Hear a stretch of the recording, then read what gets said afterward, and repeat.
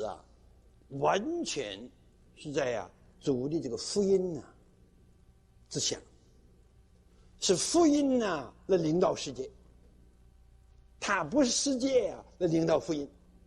我不是吹嘴我倒在这件事上有相当的研究，相当研究。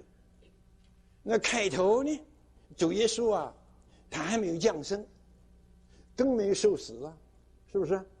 那个呢是罗马帝国他那个政治那个世界局面好像是来配合这个神的福音你知道吧？好了，你知道主耶稣没有生以前仅仅的短时间也不过20-30年，罗马帝国才把北非就是埃及的地方完全征服了。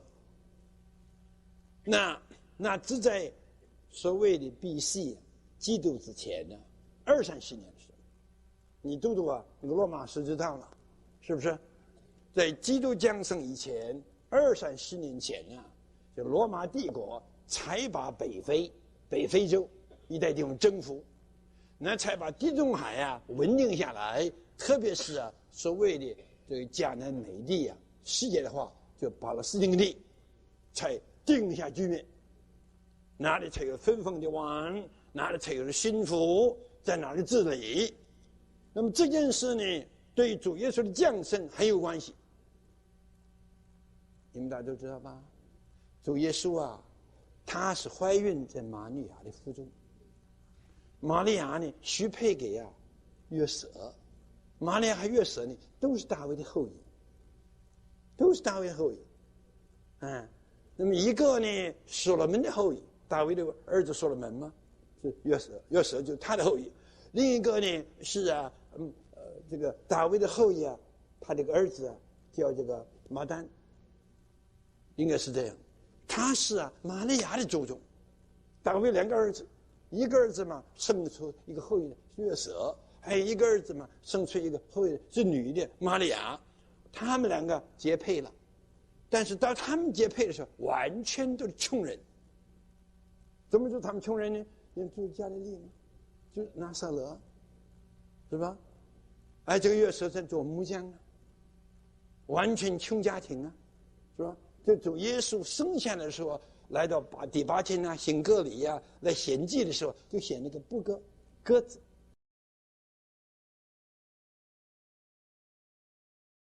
他不能献牛献羊，他没有钱，那献不起就凭他的献祭来说，他是个穷家庭是吧？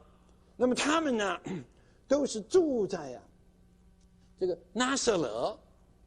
他们怎么会不像今天有飞机了有汽车了，不像从前古时的时候，是吧？走个300-200里路也是很麻烦的，走几天的功夫，怎么会从这个大北边加利利拿撒勒到了伯利恒去了如果他生在拿撒勒怎么样呢？一生拿撒勒就不能够应验圣经里说主耶稣这位基督又生在伯利恒。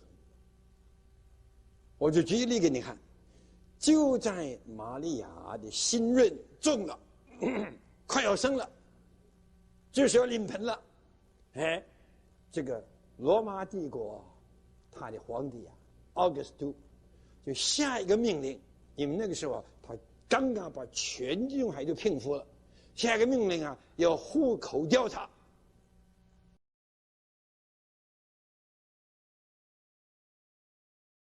户口调查，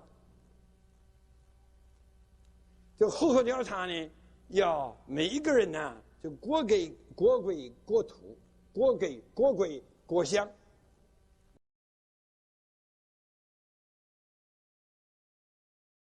那么你是伯利恒的人你绝不能够在拿撒勒，在哪去报户口去？你一定要到伯利恒，因为他们2个人都是大卫的后裔嘛。他是伯利恒人，所以他们就不远千里而来就到了伯利恒了。课店满了，一般人就不懂为什么那个课店满了，因为大家都回来了吗？所以课店没有地方，就把他住在课店里正在那个时候呢，主耶稣生了这个短时间正好在怀孕9个月啊，玛利亚、约瑟都不在伯利恒，都在拿撒勒，是吧？等到要生那个时候呢，哎呀，忽然呢，罗马皇帝盖撒阿古斯都下一个这个户口调查注册的命令，圣旨下来了。你读读路加第2章，就是这样说。我这个举例给你看。所以啊，这个罗马帝国得了天下，这个就叫主耶稣的降生啊，确确实实是降生在他的家乡，祖先的家乡伯利恒，就如同弥迦第5章讲的一样，记得生在伯利恒，是吧？就应验了。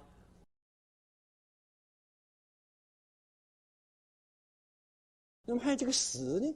就主耶稣死要钉十字架呀，他不钉十字架，有可能旧约的预表不符合了。旧约的预表怎么回事呢？是逾越节吗？逾越节有个羔羊啊，这个羔羊啊，犹太人呢，他杀这个羔羊的时候啊，这逾越节他是把这个羊啊扩膛啊，北方叫扩膛啊，把这个肚子开了，扩膛了，是吧？这一扩膛啊，这前面呢2只腿脚啊就变得这样子了，懂不懂？所以啊，就把这个羊啊，就钉在2块木头上，一竖一横，这个一竖一横就是十字架，是吧？把前面那条腿啊就钉在横木上，把后面的腿啊站起来就钉在竖木上，就这样钉十字架，羊羔这样钉十字架，这是旧约的预表啊。那么这个世界人的历史啊，从来没有一个民族，没有一个国家呀，处死刑是把人钉十字架，懂吗？那么在旧约里头呢，犹太人呢，他把人处死刑啊，有的是挂在木头上，就挂在杆子上啊，挂在木头上，还不完全是个十字架。只等到罗马帝国成国了，他才有一条律法，懂吗？一条律法什么呢？就是啊，要把这个最重的刑罚的人呢，处他死刑，用十字架钉死。那个是在别国刚刚有用一点点，罗马帝国把它采用来了。实在说这件事啊，也是为着主耶稣的死，刚刚好应验呢。圣经所说的。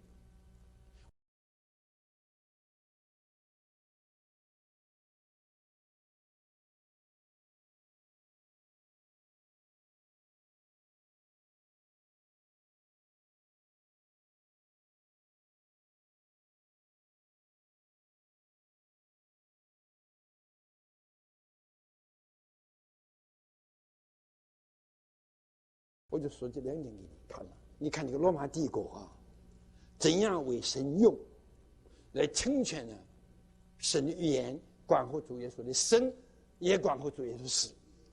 主耶稣生的应验圣经，死的也应验圣经，但是环境啊是神用罗马帝国来应验，清楚吧？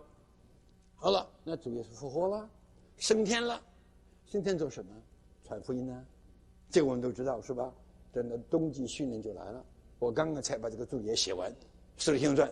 这个《使徒行传》里头啊，就是在升天的里头啊，来啊，怎样啊？繁殖就为复活的基督。他在宝座上倒下他自己来，就是包罗万有的灵啊，来释放这个复活的基督。这是属灵的说法。那平常说法呢，他升到高天了，就浇灌下圣灵来，叫他的门徒使徒们到处传福音。